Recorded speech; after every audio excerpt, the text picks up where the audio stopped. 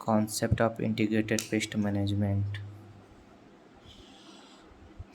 यह पूर्णतः स्पष्ट है कि भूमि पर वनस्पति की उत्पत्ति के साथ ही कीटों की उत्पत्ति हुई तथा कृषि के प्रारंभ काल से इनकी उपस्थिति मिलती आ रही है। जैसे जैसे सघन कृषि अपनाई जा रही है वैसे वैसे कीटों की समस्या बढ़ती चली आ गई है और जब यह प्रकृति में एक नियम सा बन गया है कि कृषि की वृद्धि के साथ कीटों की जनसंख्या में वृद्धि होती चली आती है।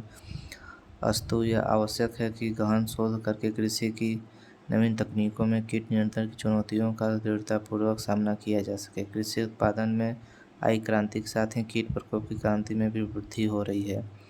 इतने में यह आवश्यक हो गया है कि देश में कृषि उत्पादन की वृद्धि में गति देने के लिए बढ़ाई हुई कीट समस्याओं के निराकरण हेतु गहन शोध किए जाएं एवं सुदृढ़ कीट नियंत्रण शोध को इन रणनीति से प्रारंभ करना है कि कृषि उत्पादन में कीट समस्या कोई कारण न बन सके। यह मानना है कि केवल नई प्रजातियों के प्रचलन से ही नए एवं कीट समस्या कोई कारण न वर्तमान कीट का प्रकोप बढ़ रहा है गलत है कि बल्कि सघन कृषि के कारण कीट प्रकोप समस्याएं बढ़ती जा रही हैं। भले ही इस सघन कृषि पद्धति में नई रणनीति का समावेश हो रहा है, इस प्रकार कीट प्रकोप की समस्याओं की वास्तव का आकार केवल नई प्रजातियों ही नहीं है। अभी तक कृषि की नई रणनीति का विस्तार देश में कुछ अंश तक ही हुआ है और उसमें भी देश के बहुत से हिस्सों में भयंकर महामारी का सामना करना पड़ा है, जिससे कि कृषि उत्पादन पर प्रतिकूल प्रभाव पड़ा है। यही ऐसे मापदंड है जो भविष्य के प्रारूप को इंगित करते हैं। इन सभी बातों को ध्यान में रखते हुए यह अत्यंत आवश्यक हो गया है कि हमारी कृषि उत्पादन अभियान केवल कृषि सुरक्षा उपायों के अभाव से असफल न हो। इसलिए कृषि अभियंत्रण पर शोध उतना ही सुदृढ़ होना चाहिए जितना कि कृषि उत्पादन की वृद्धि की रणनीति में। हम न केवल अपनी खाद्य समस्या को साहस एवं विश्वास के साथ हल करेंगे बल्कि संपूर्ण विश्वास की आंखें हमारी उस क्षमता की ओर व्यग्रता से लगी रहें जिससे कि हम भी समय के साथ खड़े हो सकें। भारत के प्रधानमंत्री के शब्दों में भरपूर कृषि उत्पादन की हमारी आशाओं की तभी पूर्ण हो सकती है जब हम कीट नियंत्रण कार्यक्रम पर पर्याप्त ध्यान दें। एकीकृत कीट नियंत्रण कार्यक्रम वास्तव में एक नई विचारधारा है, किंतु यह विचारधारा सिद्धांत इतना सुगम है कि आप लोग यह कहते हुए पाए गए हैं कि इस प्रकार इसकी सैद्धांतिक सुगमता ही सभी विशेषताओं को सीमित कर देती है। इसलिए यदि हम उनकी इच्छाओं को अपने यहाँ लागू करें तो हम इस बात पर जोर देना है कि इस प्रकार का कीट नियंत्रण व्यावहारिक रूप में हो, जिसका अभाव विशेषकर विगत वर्षों में हो रहा है। अभी कुछ पूर्व वर्षों से ही ऐसा दिखने या पढ़ने को आया है कि कई प्रकार के कीट नियंत्रण कार्यक्रम पर जोर दिया जाने लगा है। इस संबंध में अब विशेषज्ञों ने भी सुझाव भी आ रहे हैं। परिणामस्वरूप जो लोग व्यावहारिक रूप से इस दिशा में कार्य कर रहे हैं उन्होंने इसकी उपयोगिता का अनुभव किया है कीट नियंत्रण की दशा में, जबकि द्विपक्षीय पारंपरिक विधियों विचारधाराओं उपस्थिति होती रही है। अस्तु पूरे विश्व में विभिन्न फसलों के अनेक कीटों के विरुद्ध एकीकृत एवं नवीनतम कीट नियंत्रण कार्यक्रम के साथ साथ भारतीय परिवेश में इसकी संभावनाओं का वैज्ञानिक स्तर पर समाधान ढूंढने हेतु एकीकृत नियंत्रण गोष्ठी का आयोजन सन 1969 में किया गया था। इसी प्रकार खाद्य एवं कृषि संगठन द्वारा भी एकीकृत नियंत्रण पर एक विशेषज्ञ समिति का गठन किया गया, जिसमें विश्व में तमाम देशों के साथ साथ भारत का भी प्रतिनिधित्व है। एकीकृत कीट नियंत्रण का मौलिक ध्येय रासायनिक एवं जैविक नियंत्रण के मध्य समझौता स्थापित करना था। कीट नियंत्रण का रासायनिक युग के प्रादुर्भाव के पूर्व सन 1940 के लगभग इन दोनों प्रणालियों के उपयोग में कोई मतभेद नहीं था, किंतु डीडीटी के अन्वेषण के बाद कीटनाशियों का इतनी तीव्रता एवं मनमाने ढंग से उपयोग हुआ कि इन विषैले रसायनों ने न केवल कीट जगत को बल्कि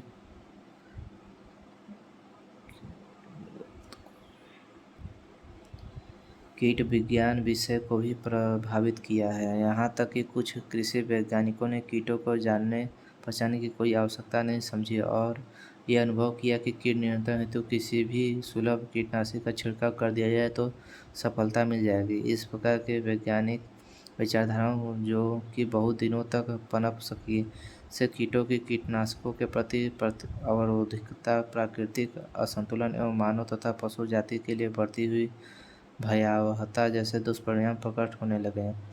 यह सब होते हुए भी किसी कृषक के लिए अभी भी संतुलित रूपरेखा तैयार करना एक दुष्कर कार्य है। किसी भी बागवान या कृषक के लिए यह निर्णय लेना और आशा करना कि कीट नियंत्रण में बिना किसी कीटनाशी के प्रयोग से वह मात्र परजीवी अथवा परभक्षी कीटों के प्रयोग द्वारा सफलता प्राप्त कर लेगा असंभव है।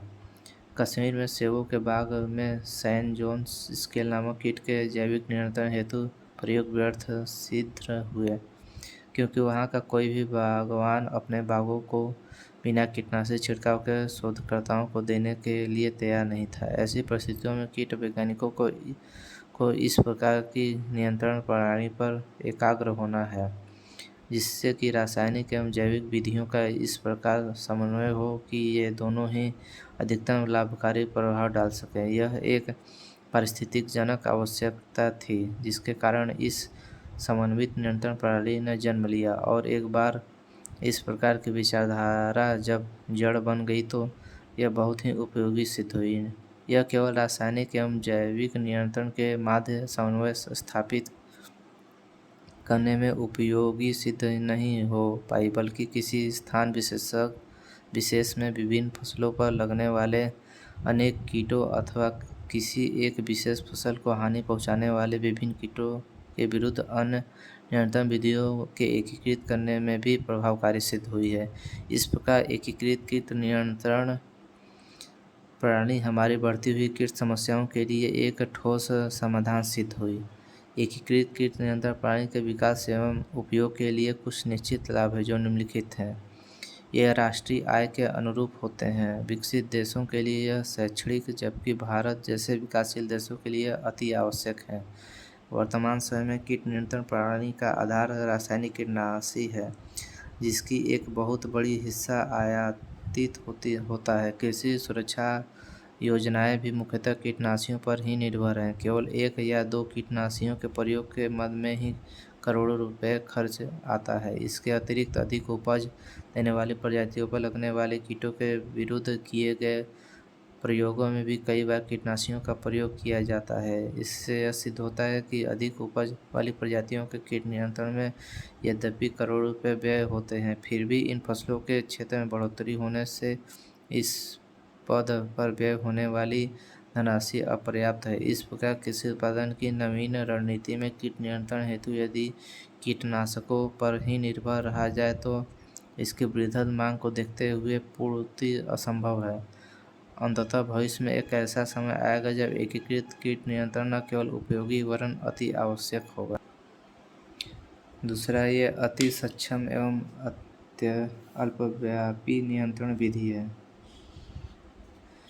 कीट नियंत्रण की एकीकृत विधि के अंतर्गत यह प्रयास किया जाता है कि कीटनाशी सहित नियंत्रण की समस्त विधियों का समायोजन हो, किंतु कभी कभी और कुछ दशाओं में यांत्रिकी विधि द्वारा, जैसे कि बसंत के प्रारंभ में यदि कुछ पुष्प कलिकाओं के ऊपर से कीटों के अंडा समूह को नष्ट कर दिया जाए तो सफलता मिल जाती है। ऐसी परिस्थितियों में कीटनाशी पर व्यय होने वाली पर्याप्त धनराशि की भी बचत हो जाती है। दूसरे शब्दों में हम कह सकते हैं कि इस प्रकार हमारा धन तथा विदेशी मुद्रा जो कीटनाशकों के क्रय में व्यय होता है की बचत होती है, और साथ ही साथ कीट प्रकोप प्रारंभ होने से पूर्व ही समाप्त हो जाता है। प्रायः देखा गया है कि जब कीट समस्या अत्यंत गंभीर हो जाती है और फसल को पर्याप्त क्षति हो जाती है तभी कीटनाशकों का प्रयोग प्रारंभ किया जाता है, किंतु एकीकृत नियंत्रण विधि में ऐसा कदम उठाने की आवश्यकता तभी पड़ती है जबकि कीट नियंत्रण अन्य प्रारंभिक विधियों से असफल हो गया हो।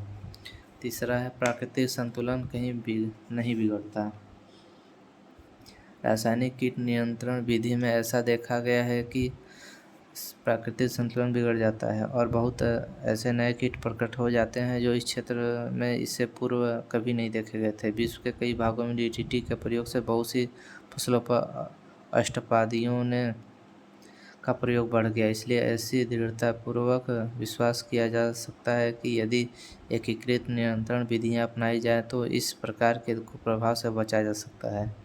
चौथा है कीटों की कीटनाशी अवधारणा जातियों का विकास रोका अथवा निलंबित किया जा सकता है। कीट नियंत्रण वैज्ञानिकों एवं विशेषज्ञों के लिए कीटों की कीटनाशी रसायनों के प्रति अवरोधकता उत्पन्न होना एक निराशापूर्ण अनुभव है।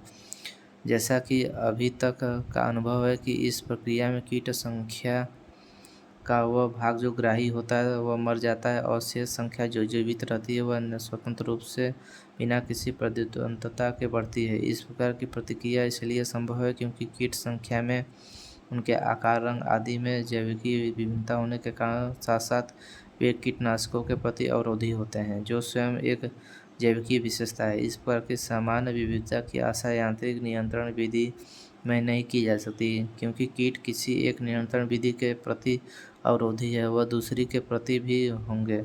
इस प्रकार यदि एक कीटनाशी द्वारा छांटी गई की संख्या अवरोधी है तो बहुत संभव है कि ये कीट जैविक नियंत्रण विधियों के प्रति अतिग्राह्य हों। इस प्रकार यदि रासायनिक नियंत्रण के पश्चात जैविक नियंत्रण विधि अपनाई जाए तो कीटनाशकों के प्रयोग से बचे कीटों का कुप्रभाव समाप्त हो जाता है। इस प्रकार यदि कीट नियंत्रण विधियों में अनेकों विधियों को योजनाबद्ध किया जाए तो कीटों में कीटनाशकों के प्रति अवरोधकता के विकास की संभावनाएं बहुत कम होंगी। पांचवा है कीटनाशी अवशेष के खतरे को कम किया जा सकता है। यह तो निश्चित ही है कि एकीकृत नियंत्रण प्रणाली के अंतर्गत कीटनाशकों का प्रयोग बहुत कम होगा। इस प्रकार कीटनाशी अवशेष द्वारा उत्पन्न घातक परिणाम स्वयं कम हो जाएंगे। छठा है कीटनाशी उद्योग की बढ़ोतरी होगी। एकीकृत कीट नियंत्रण प्रणाली के प्रचलन से कीटनाशी उद्योग को कोई घाटा नहीं होगा। वर्तमान समय में कीटनाशी के प्रयोग हेतु धन प्राप्त करने में काफ़ी अड़चनें आती हैं और जब एकीकृत नियंत्रण प्रणाली में कीटनाशी का प्रयोग एक आवश्यक हिस्सा बन जाएगा तो वह सभी अड़चनें समाप्त हो जाएंगी और इस प्रकार कीटनाशी उद्योग को बहुत लाभ पहुँचेगा।